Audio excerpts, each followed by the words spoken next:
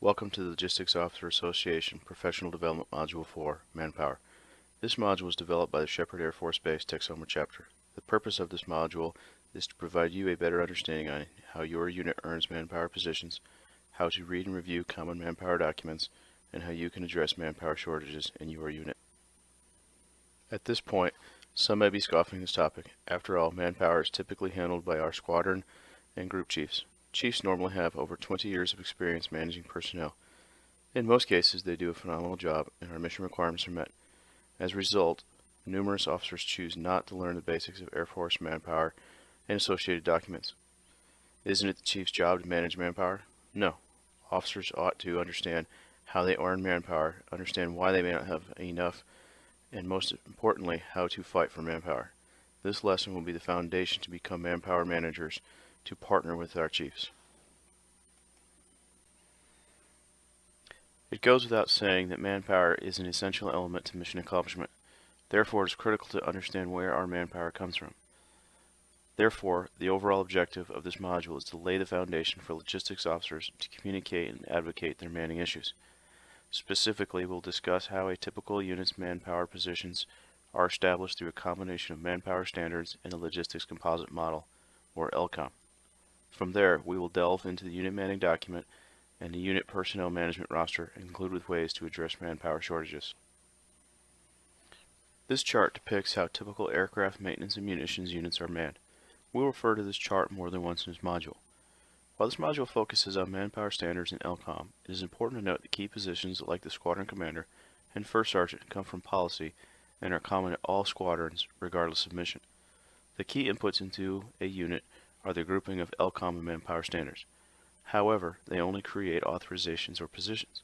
There must be funding prior to being manned. Once funded, the Air Force Personnel Center will begin the process of filling the authorization. This will be through a combination of recruitment and assignment of personnel from other positions or bases. So what exactly is a manpower standard? Simply stated, there are tasks and jobs that must be accomplished, and manpower standards are applied to accomplish many of them. Case in point, think of your base's main gate. It has been determined through policy that it must be guarded 24 hours a day, 7 days a week. Manpower standards are applied and authorizations are created to fulfill that requirement. In accordance with Air Force Instruction 38-201 and Air Force Manual 38-280, Volume 1, one or more of the following conditions must be achieved to establish an authorization. First, it must be product or service oriented. The position must have an output. For example, an aircraft metals technologist produces a repaired component, while a planned scheduling and documentation troop tracks and advises aircraft maintenance unit OICs on upcoming inspections. Both examples have tangible outcomes that can be documented. Next, we must identify what are core products and services. Specifically, we must determine what is truly required versus what is additive. For illustration, are physical training leaders, PTLs, a core requirement or an additional duty? In most cases, PTLs are an extra duty, hence no authorizations are established. In some cases, flight-specific details can be interrelated between a unit and a wing's mission. For instance, your base's primary aircraft inventory, PAI, is a flight-specific detail. Larger PAI units will earn additional manpower authorizations when compared to smaller units. This may, in fact, be authorizations beyond the maintenance group, such as supporting the maintainers in the group. Not all tasks will earn authorizations. When we look at prioritizing products and services, we take into account the frequency of tasks. Potentially, less frequent tasks earn fewer personnel, and conversely, more frequent tasks earn more. Again, if we meet one or more of these requirements, we have a valid need for an authorization. Once it is established that we have a validated manpower requirement, 3 questions must be answered to determine who will accomplish the task. First, is the task inherently governmental? That is, does it have a civilian counterpart, or is it only a military task? For example, a weapons loader is inherently governmental, while an auto body technician is not. It is important to understand that not all governmental positions automatically equate to military personnel. There are numerous governmental positions held by civilians. Therefore, the next issue is, what type of government employee is best suited for the task? Active duty Air National Guard, Air Force Reserve, or a civilian. Typically, it is a decision between active duty and civilian. Determinations involving Air Reserve components are quite complicated and often become political encounters between Air Force senior leaders and our civilian leaders. If it is determined the task is not inherently governmental, we must ask, is it a task that can be or should be competitively sourced or outsourced? Case in point, AETC determined aircraft maintenance on their T-38 fleet was not a wartime task, as these aircraft are not combat coded.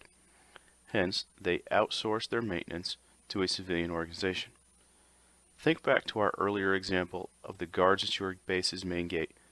Let's assume there will be a 50-50 split between active duty and civilians. Exactly how many guards are required? Air Force manpower standards rely on man-hour availability factors, MAFs, to provide the solution to this complex equation. The definition of MAFs are the average number of man-hours per month an assigned individual is available to do primary duties. The goal of MAFs are to account for the fact personnel are not available 24/7 for primary duties. Their lives include medical care, PME, permanent change of station, organizational duties, and just plain off-duty time. Broadly speaking, the MAF for CONUS-based airmen is 40 hours per week. Personnel deployed in a combat zone have a MAF of 60 hours per week. Okay, who is actually working a 40-hour week in the CONUS? Air Force manpower standards account for time periods where we must work additional hours to achieve the mission. Precisely, this is accomplished through overload factors. These overload factors are a realization of Air Force leadership's expectation that some overtime is an effective tool instead of adding additional manpower requirements. Your duty location is related to the MAF and dictates your overload factor. As you can see, CONUS personnel working a 40-hour week have a 7.7% factor, while OCONUS wartime emergency personnel have a lower factor. Therefore, it is expected a CONUS airman will work an additional 12 hours per month. Now that we have a clearer understanding of manpower standards, let's transition to the Logistics Composite Model, LCOM. It is important to note approximately 70% of maintenance manpower comes directly from LCOM. So what is LCOM? The RAND Corporation developed LCOM in the late 1960s for the Air Force Logistics Command. It was adopted in 1972 as the Air Force's primary tool to identify, quantify, and validate aircraft maintenance requirements. A quick history lesson. The Air Force Logistics Command and Air Force Systems Command combined in 1992 to create the Air Force Materiel Command. Today, LCOM is a dynamic computer simulation of a notional maintenance unit. The simulation allows for manipulation of resources to achieve the best mix. LCOM studies should be accomplished every 3 to 5 years when a unit goes through a significant mission change, possibly a new aircraft, additional aircraft, or significantly upgraded systems. However, the unit must request LCOM studies through their MAJCOM. The OPR for LCOM is the Air Force Personnel Center, Manpower Directorate, Maintenance Requirements. As stated earlier, LCOM is a dynamic computer simulation that will recognize the best mix of resources. We often equate LCOM solely to manpower, but in fact it measures 4 separate areas. These 4 areas are spare parts, support equipment, facilities, and manpower. When the simulation is being executed, these factors are manipulated to achieve the most effective combination.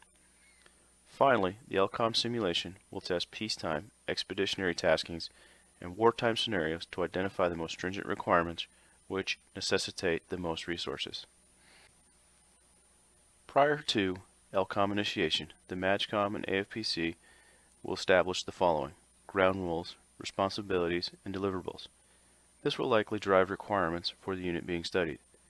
The unit will probably need to provide historical documents such as maintenance metrics, aircraft utilization rates, maintenance information system data, and personnel utilization rates. Furthermore, the scenario will look at what operational environments are expected. Peacetime operations should mirror the annual flying hour program, while wartime operations should mirror the unit's designed operation capability statement and O-plan taskings. This simulation plan will be approved by the MAJCOM and Headquarters Air Force Manpower. The final report will be coordinated through the MAGCOM, but approved by Headquarters Air Force Manpower. The simulation must be run several times to determine the just right resource levels. Remember, the resource areas are spare parts, support equipment, facilities, and manpower. A simplified study in which resources are manipulated might look like the following. If the unit is provided additional spare parts, will this result in a reduced requirement for technicians? If the spare part levels are maintained, but there is an increase in the number of 7 levels, could the number of 5 levels be reduced? If a northern tier base constructed hangar facilities for all aircraft, can the total number of personnel be reduced? The main idea, in terms of manpower, is to find the lowest manpower level to achieve the desired sortie rate. After a satisfactory resource level is found, the model is run again using random numbers to determine the statistical robustness of a given area. It is paramount that the right mix of resources are identified. Please note this chart is more notional than actual. According to the LCOM program manager, 10 to 12 months is the goal. The current trend is that staffing the study typically takes well over a year. Once the study has been completed, the results must be validated.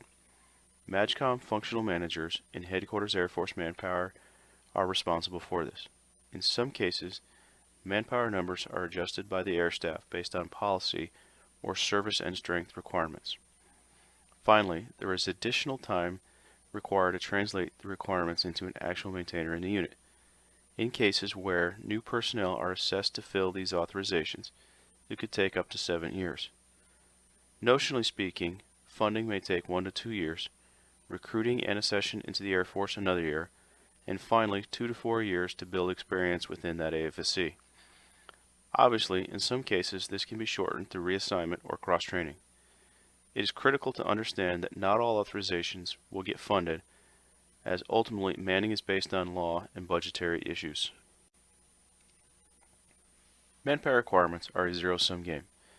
The Air Force must operate within the congressionally mandated end strength. This principle requires that if one unit gains an additional body, another unit must drop one, and not necessarily a maintainer for a maintainer either.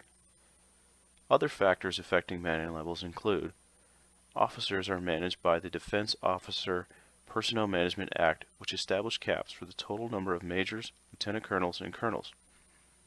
Senior Master Sergeant and Chief Master Sergeant manning levels are capped at 2% and 1% respectively based on the total enlisted force. So how do we determine if we have the positions required and if they are funded? The first document to review is the Unit Manning Document, the UMD.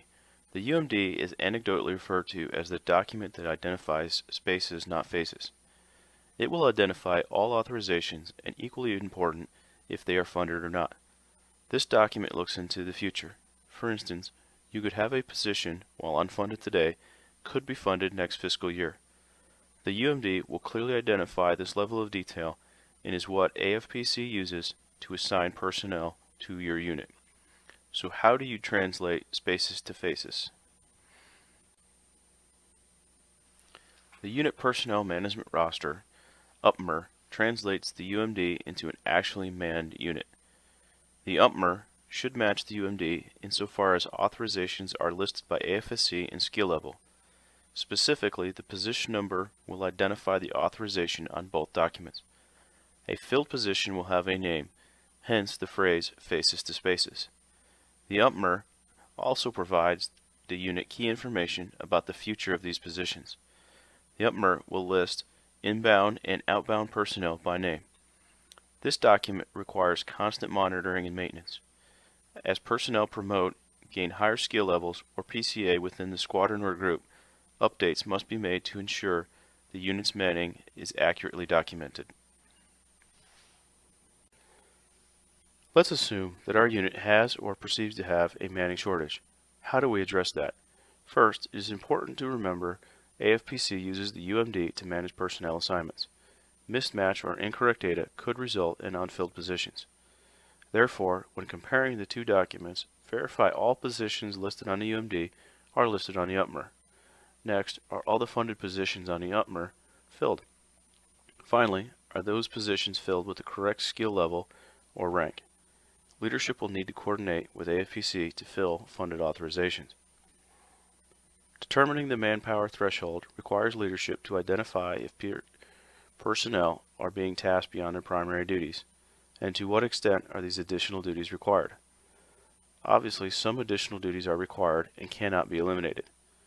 However, can these additional duties be reassigned to a healthier career field? Does the AFSC of your unit deployment manager or resource advisor matter? Furthermore, how many personnel are out of hide performing duties outside of their AFSC? Ultimately, leadership must be able to articulate the cost of these additional duties and decide who should man them. Unfunded requirements must be revalidated and documented annually to ensure they are not eliminated. After 2 fiscal years, undocumented requirements are eliminated. Another avenue is to execute authorizations change requests, ACRs, on UMD positions. This action converts a position from one career field to another. In a theoretical state, we may decide we are overmanned in weapons loaders and undermanned in avionics. A potential ACR could eliminate a weapons position and create one in avionics. While this seems straightforward, ACRs must be well justified. A potential justification for submitting an ACR includes a significant program change. For instance, your aircraft fleet goes through a modification that eliminates an older system, which required numerous man-hours to maintain. As a result, the AFSC responsible for the older system may not have sufficient work to keep them employed throughout the duty day. In some cases, modifications will generate workload changes. Keeping with our previous example, our aircraft upgrade required less specialist man-hours to maintain, but increased crew chief responsibilities. We can ACR the position to the crew chiefs from the specialist AFSC. Finally, significant changes to our deployed mission could be an opportunity for an ACR. A note of caution though. ACRs must be evaluated against unit type codes tasked to the unit, either on a doc statement or through a command UTC availability. Seemingly overmanned positions may be such for wartime commitments. ACRs are not solely a maintenance AFSC transforming tool. In theory, we can ACR from any AFSC to another with headquarters approval. In this professional development module, we explored how typical maintenance units are manned through the Air Force Manpower Standards and the Logistics Composite module. We discussed the importance and uses of the unit manning document and the unit personnel management roster, followed with a dialogue on ways to address manpower shortages. We owe it to our personnel to provide the resources necessary to accomplish the mission, in this case, manpower. This lesson laid the groundwork for officers to master manpower and knowledgeably advocate manpower issues on behalf of the unit. We'll never be the chief, but we certainly can comprehend the manpower system like our chiefs.